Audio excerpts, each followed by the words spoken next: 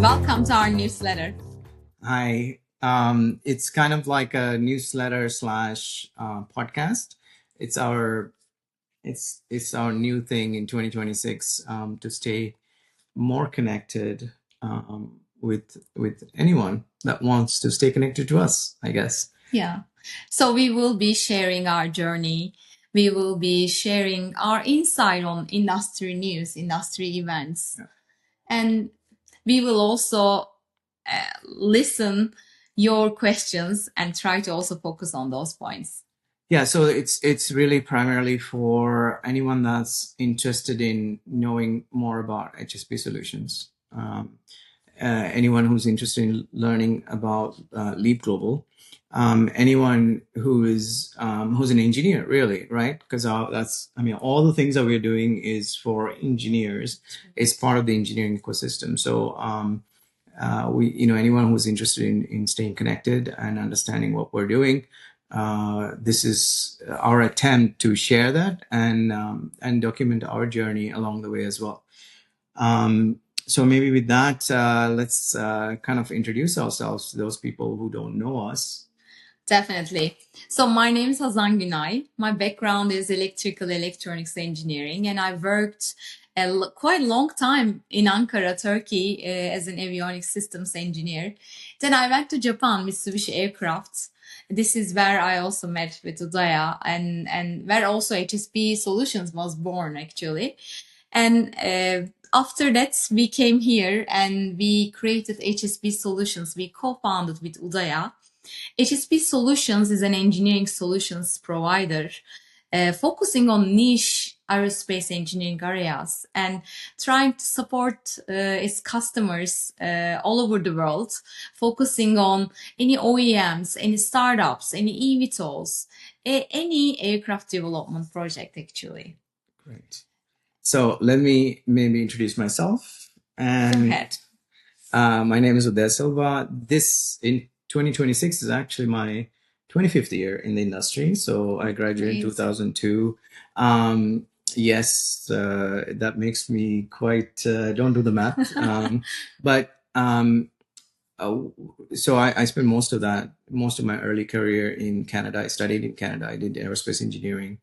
And then I started right from the bottom of as an engineer, junior engineer, and then worked myself all the way up to running a business, growing businesses in those years. And so my path has been quite diverse. I've gone more into commercial side, but one thing I know is through that time I worked with a lot of engineers and engineering teams and worked on some pretty incredible projects, and I kind of understand engineers, I think, and 25 years is a long time to kind of get to know that.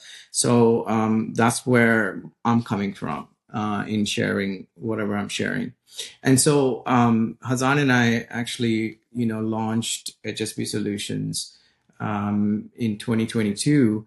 And then we were blessed with some success. And we wanted to share that success in terms of, with other engineering founders, other technical founders who maybe are interested in growing their own thing. Because for us, I think growing this business, starting this business has really allowed us to experience a level of freedom that we never had before.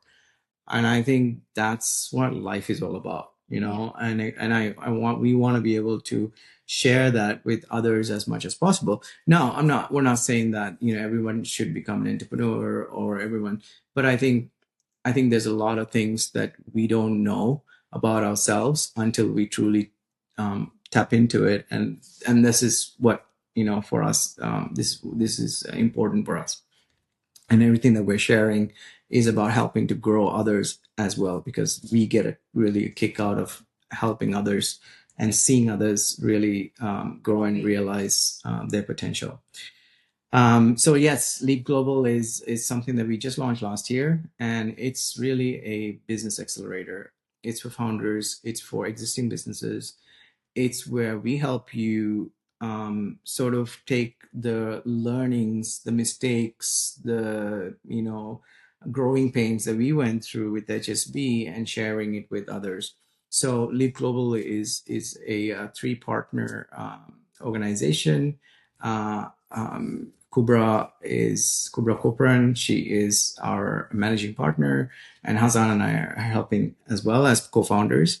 And it's, we're lucky. We have at this point, 7 businesses, Leap Global partners in that ecosystem as well. So that's going on. It's amazing. And on top of that, I believe you have something else going on in 2026. Maybe you can also explain how all of these connect to each other. Yeah. Yeah. So I also,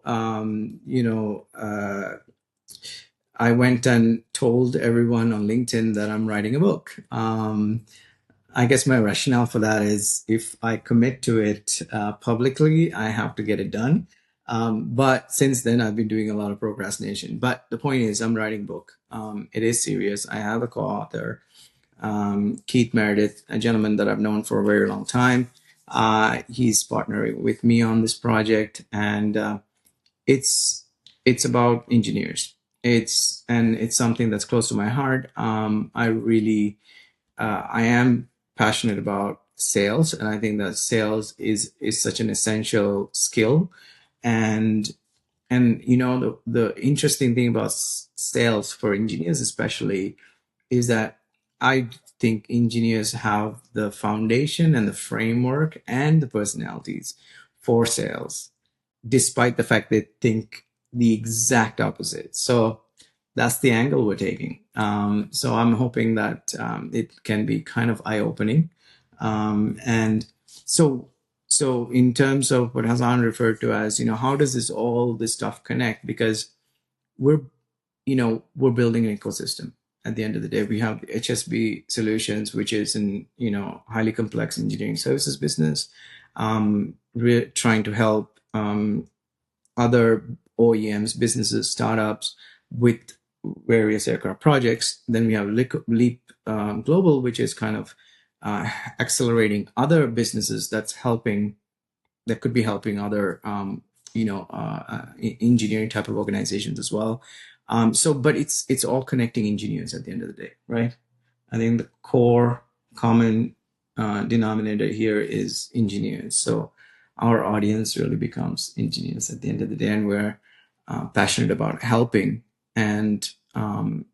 engineers learn new skills, grow, and leverage them in their careers and in their lives and be successful.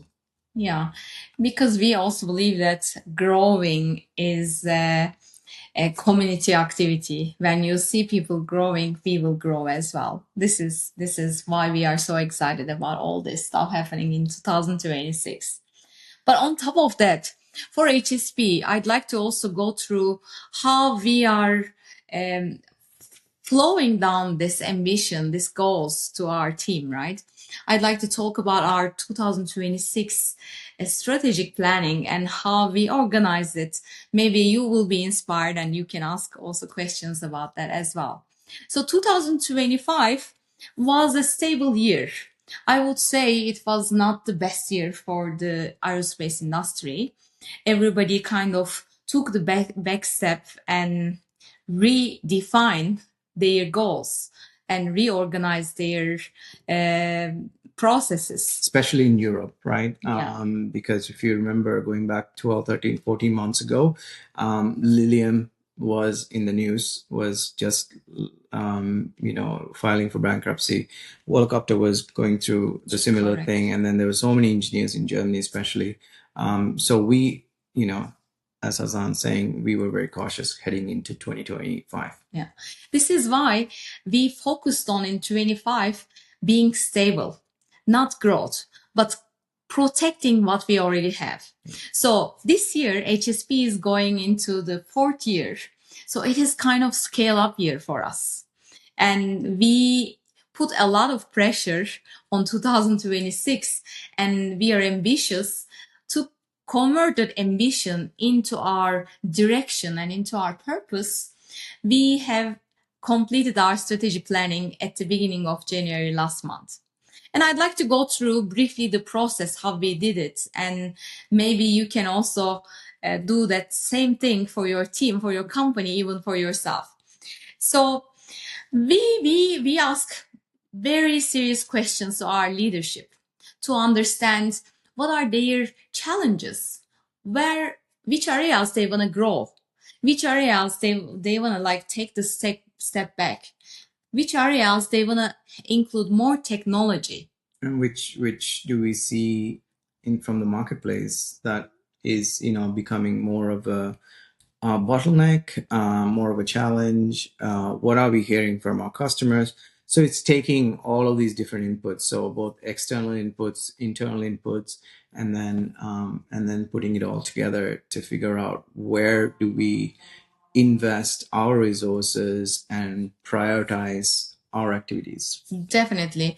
So converting that actually outputs of those questionnaires, industry and the technology, we created HSP Solutions dashboard KPIs. Those KPIs, of course, HSP solution need to flow down those KPIs to each team member. First the leaders, then the team members. Those KPIs needs to be measurable so that every owner should be accountable. Yeah, I think we're getting into a lot of detail, but like the point is we are coming up with a plan. Definitely. Right? It's a strategic plan, and we set some ambitious goals for this year, and we pass that accountability to each leader, and that's how we're executing it. And then of course we're measuring the progress on a monthly basis to ensure that we're doing what we said we were going to do in the first place, right? Yes, definitely. And again, I'm saying again and again, if you are interested about learning how to create your strategy session, please contact with us. So just like we did that for our own business HSB, so we are doing that for our Leap ecosystem partners as well. And so that took us a lot of our time this past 6 weeks or so. Yes. Helping these other companies also get set up and establish their plan for 2026. But it's such a rewarding process because you get to really learn a lot about the people, about the business, and then also the challenges, right? Because that's what, personally, I get quite excited about learning these different things. And I think when I learn those things, it makes me better, makes me better in contributing back to our all the organizations that we're touching somewhat. Exactly. With all these things happening, of course, you will be seeing us traveling a lot and trying to organize our lives. And we'd like to also talk about that personal aspect as well, right? Yes. So we are very international. Our base right now is in Ankara. We have a home here, and we have a home there in Germany still, and we have a home in Canada as well. Yeah, so I have a 9-year-old son. We both do, and so we try to spend as much time as possible with him whenever we can. And so we do travel to Canada quite a lot. So we have a home now in Regina, Saskatchewan. Really cold in the winter, but we do have a place, and so and this we see as a kind of a base for future operations for an HSP office as well in the future in Canada. So because Canada is something that I have a strong history in and a lot of connections and huge network. And and also out of us, right? Like the aerospace industry in Canada is dominating in the industry. It's a very strong industry with players like Bombardier Aerospace, de Havilland, Aircraft of Canada. Certainly, really interesting market that we want to stay connected to. Yeah. So with this traveling in between homes, of course, we are trying to attend the air shows, the industry events, the conferences.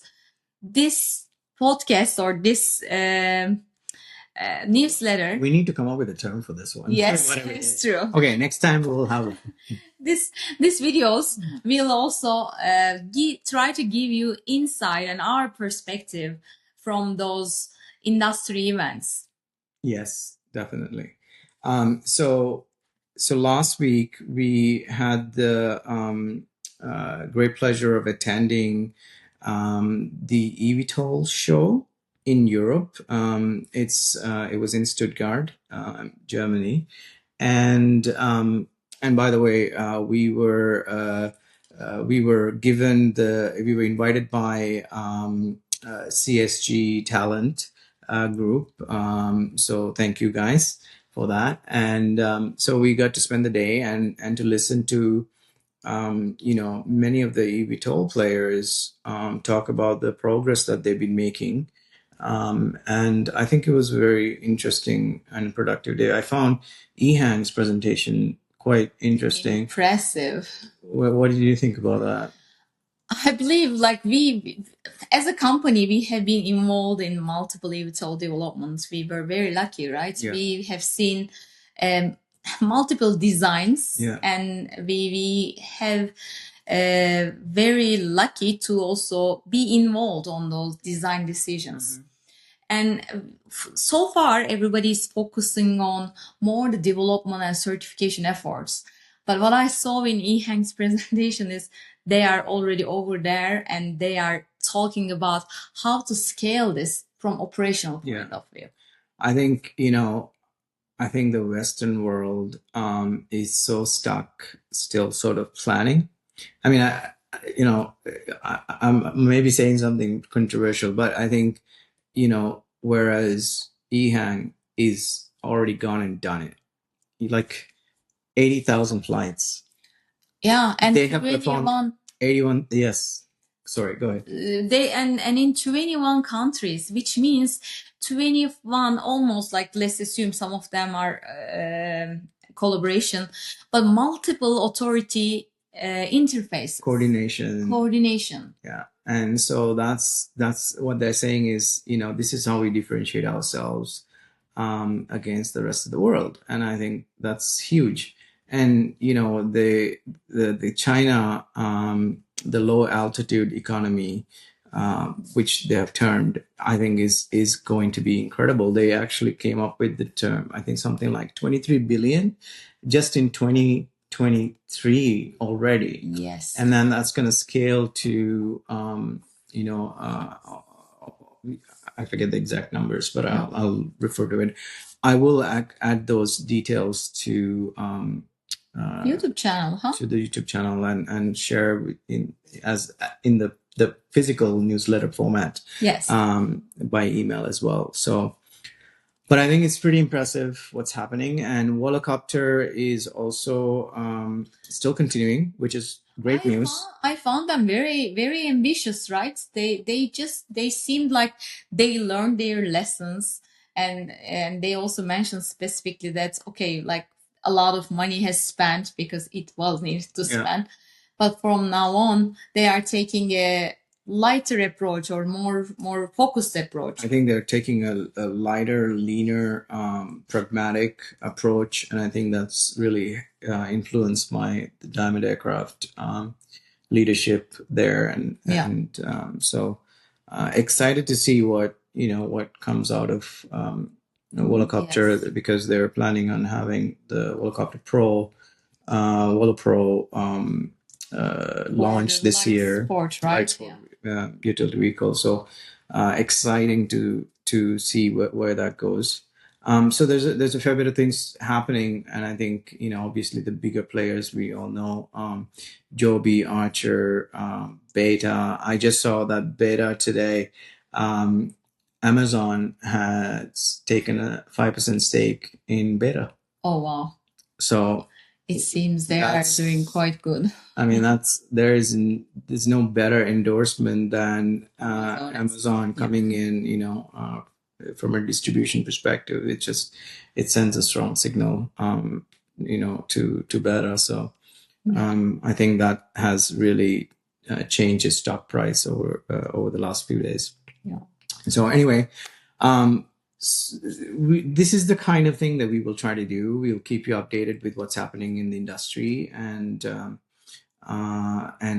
share any news, but also our perspective on it, as well. Yeah.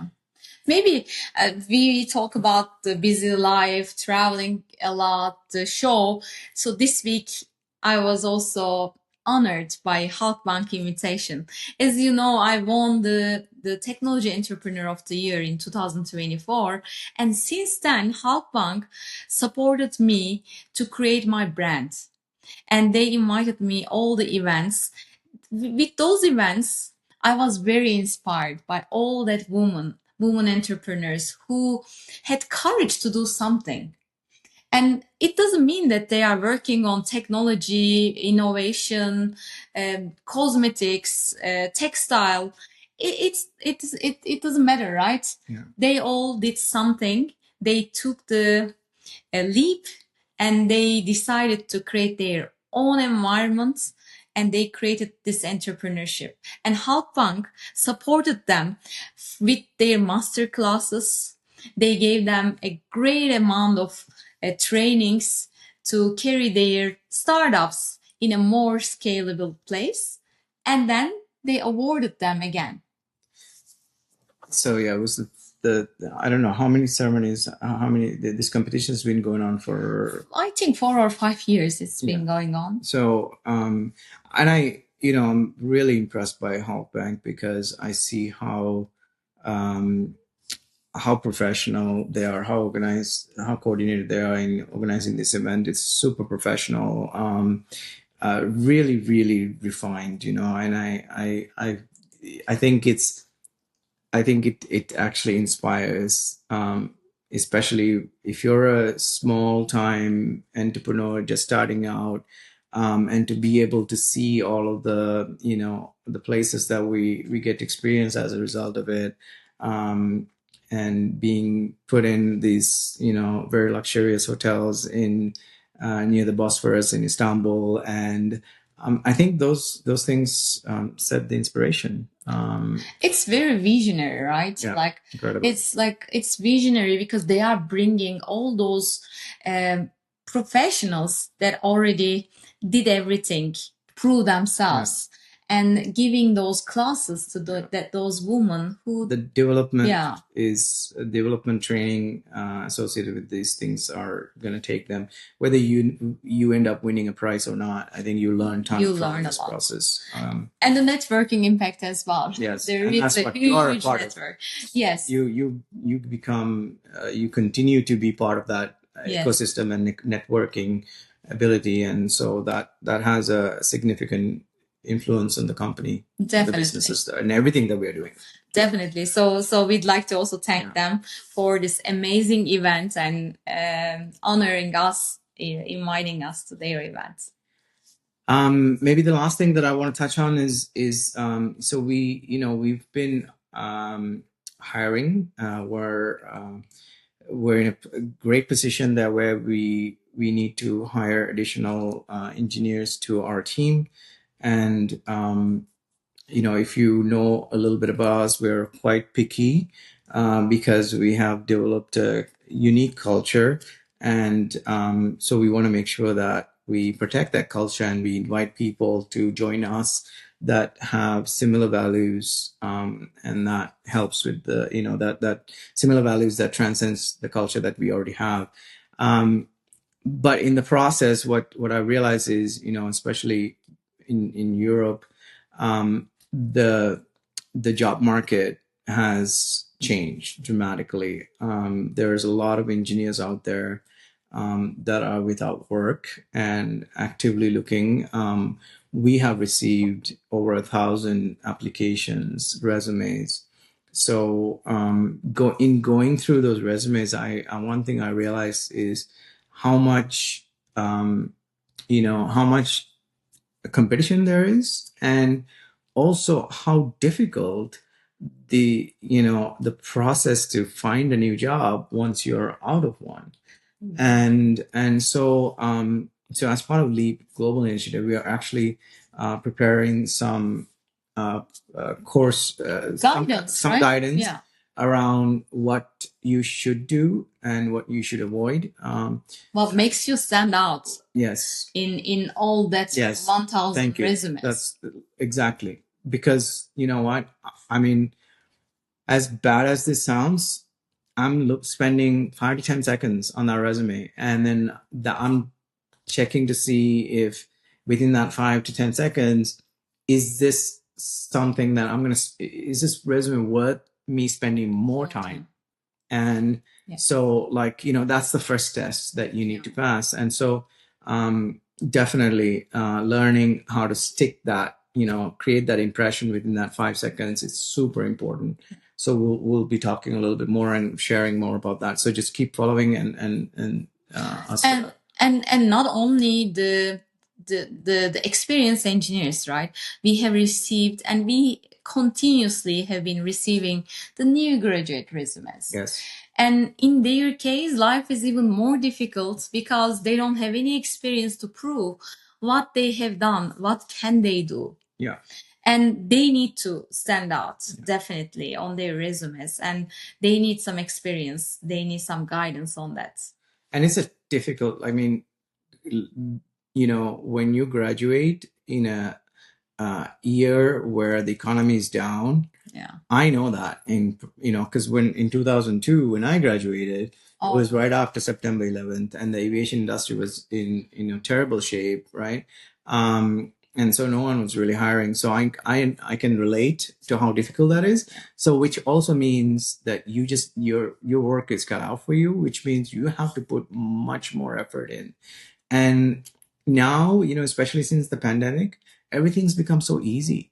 Well, easy because of remote, right? Because even interviews, you don't like. I never had an interview where it was a phone interview even. We had to drive to the location to have an interview, and then if there was a second follow-up interview, you had to go back and go to the same place again. So it was all physical, right? And then often you may see this in movies, older movies, where people are waiting. You'd see your competition as you walk into the to think about the stress. Yes. So now I think we've with remote, people can just put on a shirt and maybe not have to can wear their pajamas on the bottom, but show up in front of your screen and you know what I'm experiencing, people don't even show up sometimes. So I think that's really disappointing, because if you're in a tough market, you have to use every opportunity you get to be able to talk to someone and gain some experience out of it. So don't waste those opportunities. Make sure you maximize on those.